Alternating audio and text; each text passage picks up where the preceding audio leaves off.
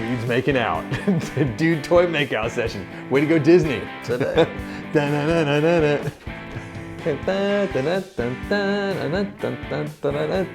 in your head now. It's there forever. Thanks for joining us, Casino Guitars, one more time to jump on that happy dance song thing, whatever just happened. Yeah, there you go. I'm sorry. We'll get right to it. So our guitar manufacturers bringing the end of guitar shops. Yes. That's the end. Thanks. Click like and subscribe. Hit the bell. Hit the bell. That's the video. Done. Easy. That was an easy one. That makes me so happy. I like when things are easy. Yeah. That's how I got married. It's a little easy button thing. Remember those? I do. That was Staples, right? I think so. Is Staples still a thing? It is, sort of. Probably. Not the thing that goes through your skin, but the That's a thing. the store. Anyway, so we were just thinking with, there's obviously the Gibson Garage. Yes. Is there going to be a Fender showroom? I hope so. Soon. I know we're going to get into that in a minute too. Yeah. So antithesis to what we should say. No, let's never. just cut to the chase. The Gibson Garage is, I'm going to say a lame word, it's dope. It's really cool. It slaps. Like when I walked in there, I was like, man, this is dope. Yeah, no, I don't it say is awesome. I can't say it slaps. I'm way too old for that. I don't think feel I've like ever dope. I can say. Never uttered that word in that context before. God, the Gibson Garage is fire. It's lit, bro.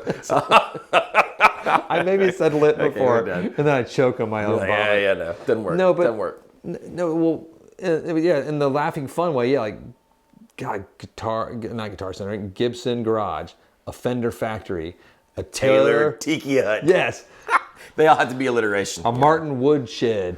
If they had like these, can they put them everywhere? Obviously not.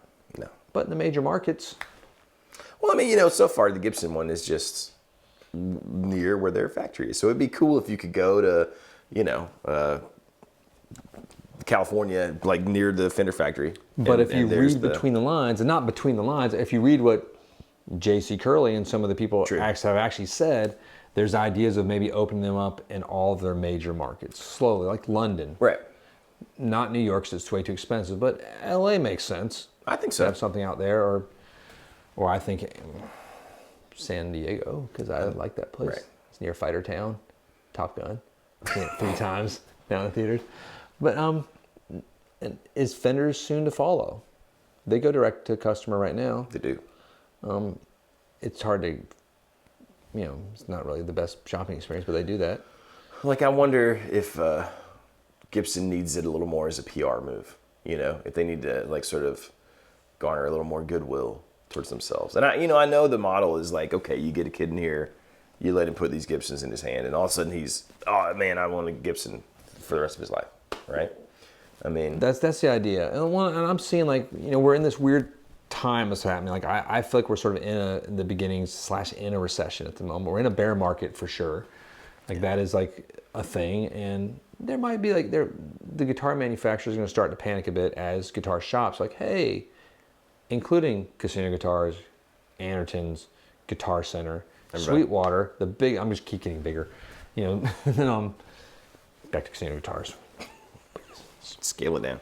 Scale it way down. No, but like we're not putting in the same amount of orders for like standard production things. No. Nigh are the large manufacturers, so like the large resellers. So the manufacturers still are making said product. They still want to get the same profits. Yeah. The first thing that's going to happen is they're going to try to sell the product themselves. When that fails, they're going to let people go. Yep. Which is like, I'm sure that's on the chopping block right now at all the major manufacturers. Even though they've ramped up hard. There was like hiring frenzies and parties. I can almost guarantee there's going to be layoffs. Which is weird, right? It is kind of weird. Like, get y'all. Can you imagine if you moved out? Let's say you moved out to Corona, and you're like, I got a job at Fender finally. Got my first apartment. Sorry, man. First one in, first one out. Like last one in, first one out. That's how it is. Yeah. And the first one in get to stay for a bit, unless you're getting paid a certain amount, and they don't want to get rid of you and dump you like fat. Yeah. That's what happened at the Guitar Center purge of 2008, 9, 10. Ouch. When like all the guys that built Guitar Center like all got called in the office at the same time. Like, hey, by the way, you guys are fired. These new guys called HAL 2000 are going to be taking over. And we saw what happened there. There you go. but we might still see. I mean, they might try to pivot some. It's I know Kurt. I've read something like from Taylor. He's like talked about the idea of, like going direct at some point, but he's not. Since they've handed the flagship over to Andy Powers, didn't really seem to be. I think he's much more of a, I'd say like hippie that likes to surf, and so he might. No, but he's like, he understands the nature of guitar shops and what they do. Not saying like I don't know, but at the same point, we love the Gibson Garage. If there was a Fender store, I mean, I hope that I would go. I would too. I hope that if Fender or Taylor or Martin, whoever does it, that they do it. It doesn't have to be the same. It has to be on the scale and as cool as the Gibson Garage. It has to be like, when you go back when NAMM like was full force and you go into the Fender room, it's sort of earth shattering. You're like, yes. Oh. Yep. Like I would walk in there and be like, there is no other. Right, exactly. There's only Fender. And like they sort of blew Gibson out of the water most of the time. I would agree with that. As far as raw display. Yes. Gibson would sort of put their guitars on like a bunch of picnic tables with black stuff, and the guitars themselves blow you away. But the display thought was not much. Right. They have a big stage and, awesome famous people would show up and play. But there's this sort of almost like, not Zen like Apple flow of the... Yeah. But it's something different with... And then Taylor did the same thing. They crush at NAMM as far as their display goes. And they're probably the two best.